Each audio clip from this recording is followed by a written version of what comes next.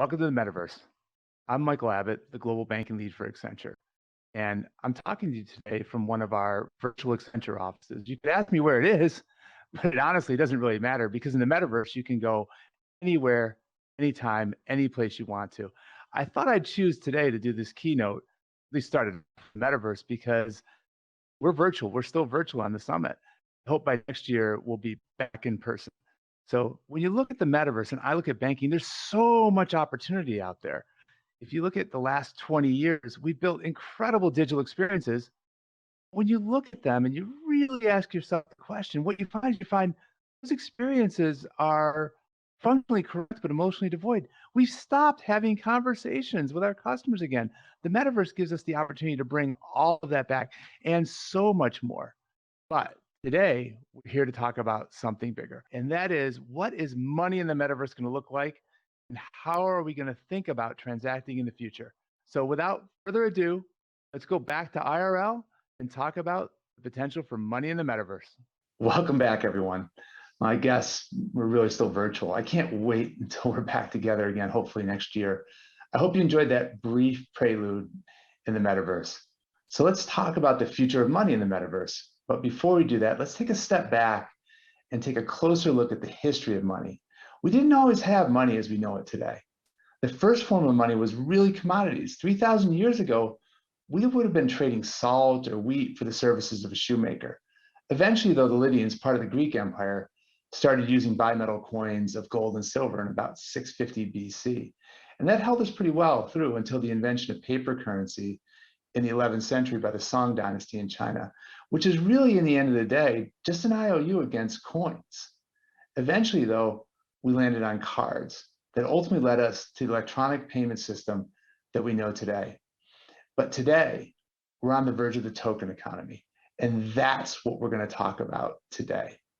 But first, let's start with what is the metaverse? There's no easy definition.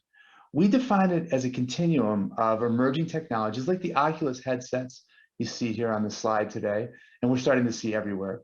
But it's also the capabilities those provide, virtual reality, augmented reality, combined with use cases, whether it be gaming, meetings, advice.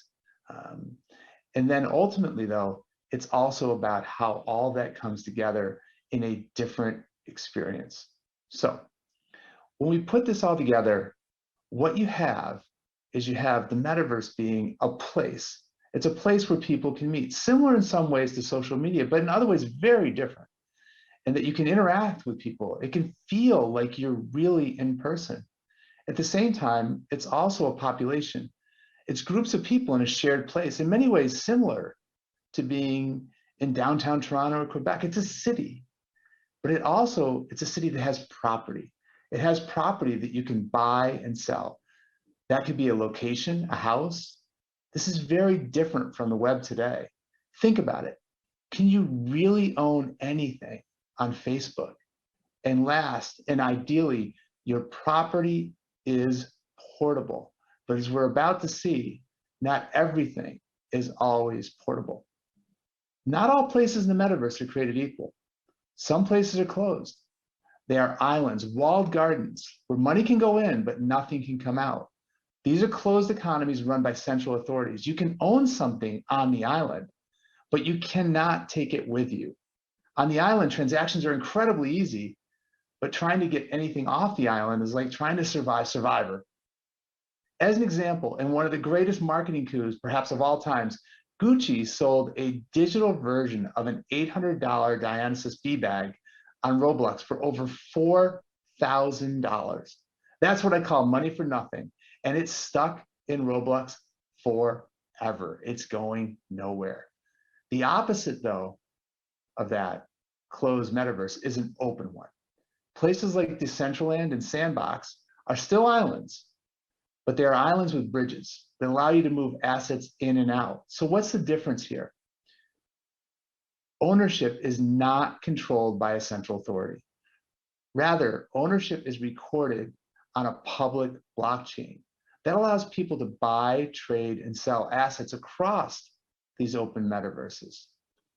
So let's take a little tour here and look at what the future of money is going to look like.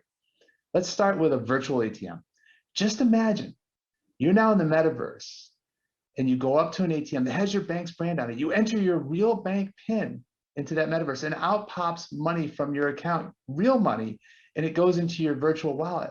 So now you have real money in the virtual world held in your wallet. Now, imagine that wallet can not just keep the money, but you can also add maybe euros, pounds, other currencies into it, or cryptocurrencies. You can put any form of different currency, cryptocurrency asset into that wallet. And now remember that Gucci bag? It's really just a digital asset. If it wasn't stuck on that closed island, that could also be in your wallet. And even real estate, your wallet can hold all of your digital assets.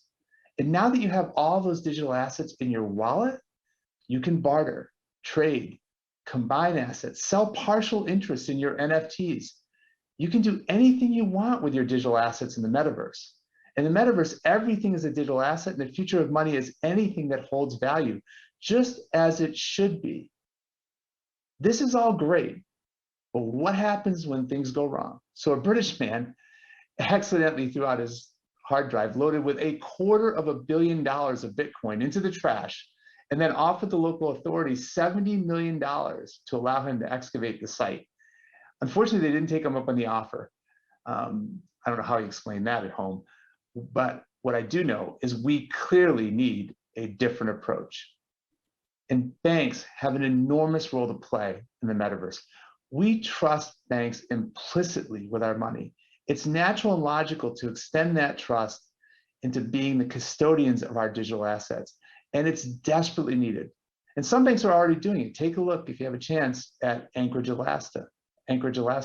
They're already leaning into being the digital custodian. And if banks can become digital custodians, it's a natural extension to become the virtual wallet. And then banks could not only hold the assets, but they could lend, they could insure, they could help fractionalize those shares in digital assets.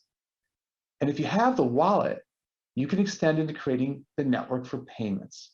You can become the Visa of the metaverse. And ultimately, no one is better positioned to bridge between the metaverse and the real world. Just remember that virtual ATM we were at. Now, you just entered your PIN again and deposited funds back into your real bank account, and now you've got them back in real life. But we aren't there yet, but we are getting closer every day. For banks to win, they must collaborate. They must collaborate to drive clear ownership of assets. They must collaborate to create a trusted method of exchange to become that Visa of the metaverse.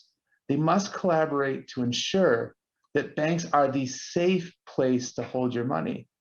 And banks should be the ultimate honest arbiter of trade in the metaverse. So where's this all going? It's going full circle, right back where we came from 1,000 years ago. Money in the metaverse will bring everything together. It combines the barter economy with coins, now digital currencies, plastic, now your wallet, electronic payments, which are now is the blockchain. And it's always up to you to pay with anything, anytime, anyway. Well, that's it for Money in the Metaverse today. Next year, I hope to see everyone back in real life. And thank you again for listening today. And I hope you enjoy the rest of the summit.